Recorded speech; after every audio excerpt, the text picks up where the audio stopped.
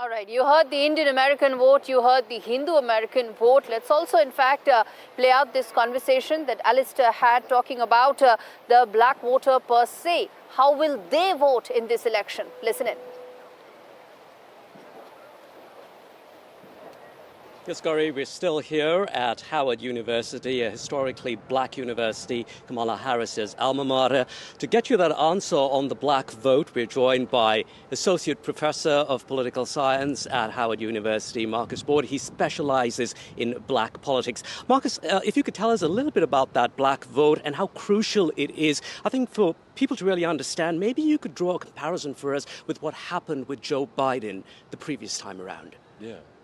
The black vote is one of the most consistent votes in the Democratic Party, and without that vote, they're unable to get the margins that they need to get victory. You know, the thing about presidential elections is that the majority doesn't win, and so you actually need wins in the appropriate states, and those states, there's a lot of black voters. In the swing states. That's right.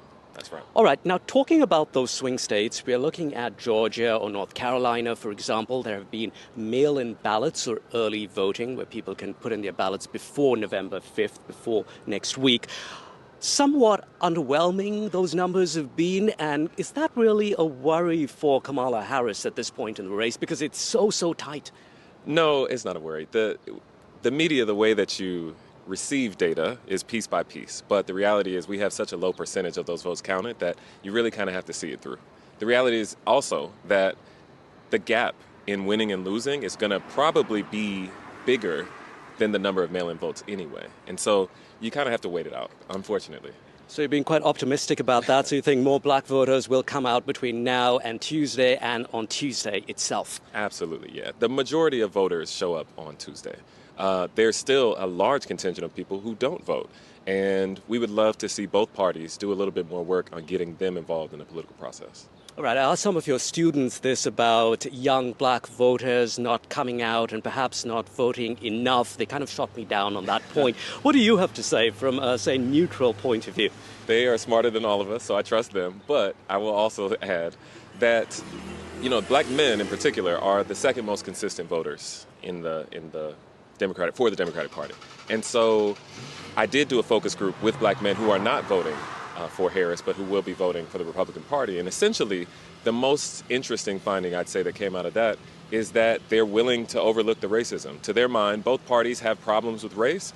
They need somebody who's going to get things done for them. And in their minds, it's the Republican Party. Is that consistent with the data? No, but that's party's responsibilities to convince them to vote for it. I have a very last quick question for you.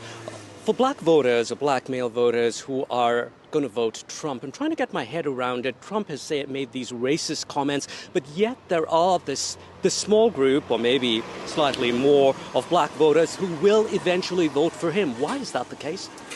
Because racism didn't start with Donald Trump. Racism is staggering in this country. It's the reason why we have a university called Howard. And so we need...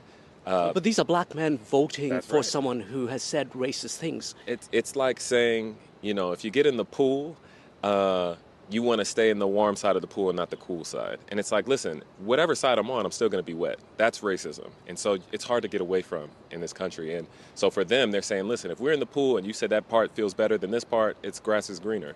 I don't agree, but I do think that's a part of their philosophy. Thanks very much. Marcus Board, Professor, Associate Professor here at Howard University. Everyone looking forward to that big event on November 5th, where Kamala Harris is going to be right here as those election results roll in. Gauri.